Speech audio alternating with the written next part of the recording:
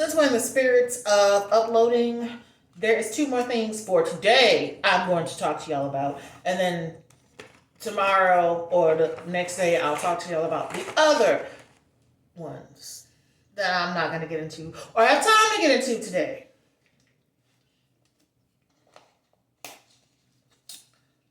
So if you know me, I love a good product. I go through several containers of these two products. But this first one is a rinse on conditioner. My hair eats up, drinks up, and soaks up a rinse out conditioner. I need you to have hold, like, not really hold, but what's the word I'm looking for? When I say hold, I mean be a little bit thicker.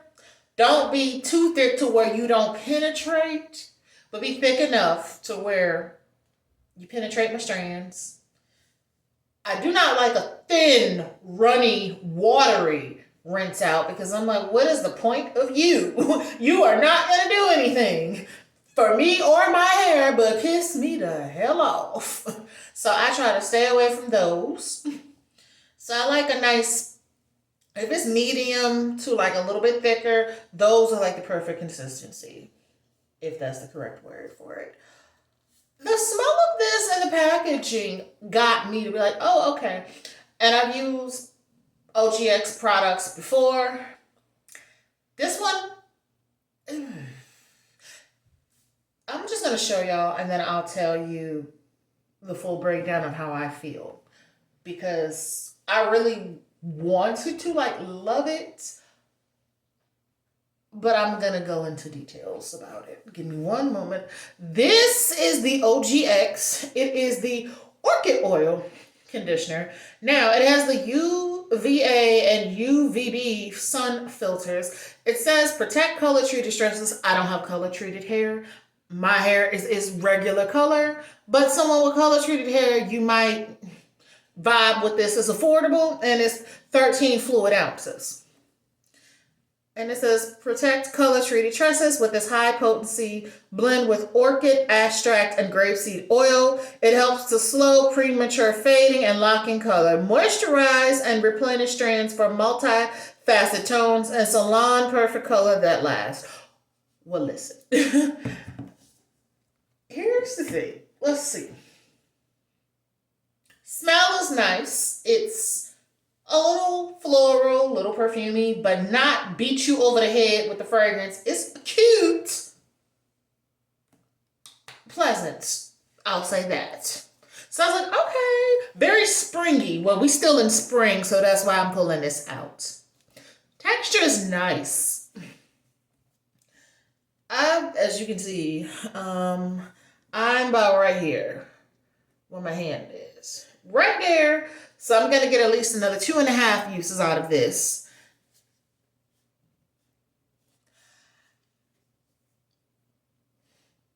This wasn't as moisturizing as I thought this would be. It did not dry or strip my hair because some rinse outs are so drying. They feel like they did absolutely nothing. I'm sure this did something because when I rinsed it out, my curls were... I think this gives definition. And well, I'm trying to see what else this claims to do. I'm not going to say this is the most moisturizing, no. But it's not drying either. So it's just okay. It did the bare minimum. That's what I can say. So, and it does have UVA and UVB filters to protect, I guess, the hair, especially if it's colored. So someone with color treated hair might like this because it's on a budget. They're like, ooh, I can get a good product on a budget. Be like a baddie on a budget. I think this is okay. It's missing something, in my opinion, to make it more moisturizing. But you can detangle with this. This is one you can definitely detangle your hair with. So detangling, check. Conditioning, because it does penetrate, half a check. Why I say half a check? Not the most moisturizing, but it does not strip or dry out your hair. You can feel it did something, so it's like 1.5 instead of the full 2.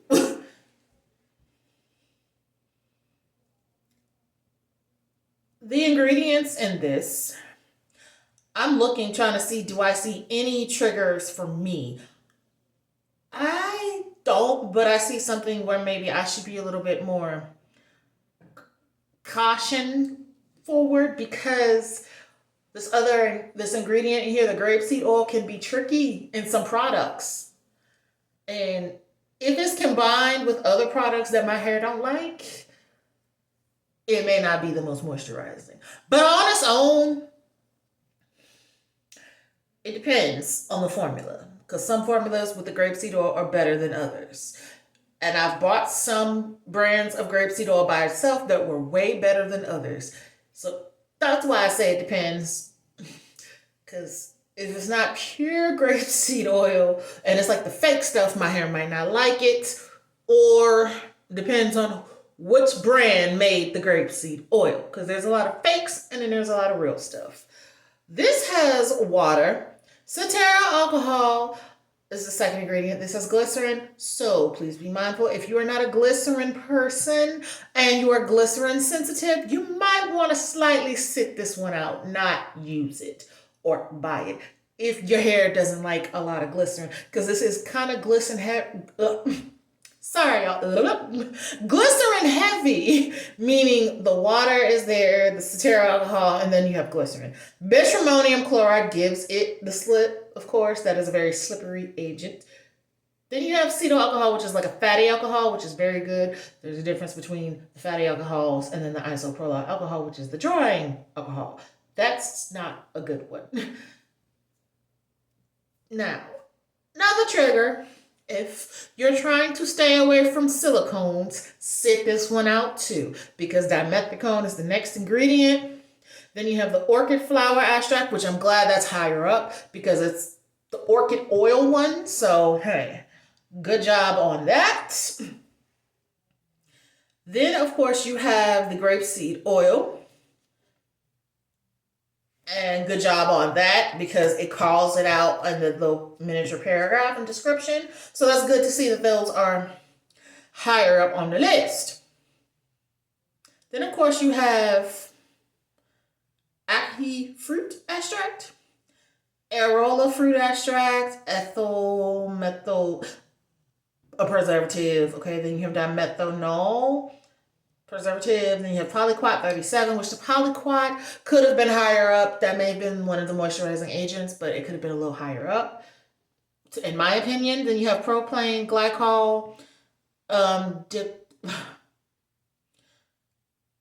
want to say a preservative, but I am not exactly sure. I'm not dicaprolate, PEG 1, triglyceride 6, butane glycol, DM That may be a trigger for some. There's a whole controversy around that. Please look into the disclaimers and research and look all of that up. I am not going to go into none of that. So look up the DM if this triggers you and you don't want to use that, fine. I forgot about that one. That is one that I kind of was like trying to move slightly away from things with it in there, because not all OGX products have that in there. Once they went through that whole overhaul, they did start taking it out of some products. So maybe this is an older packaging that may still have it in there, because they've changed some packaging since then.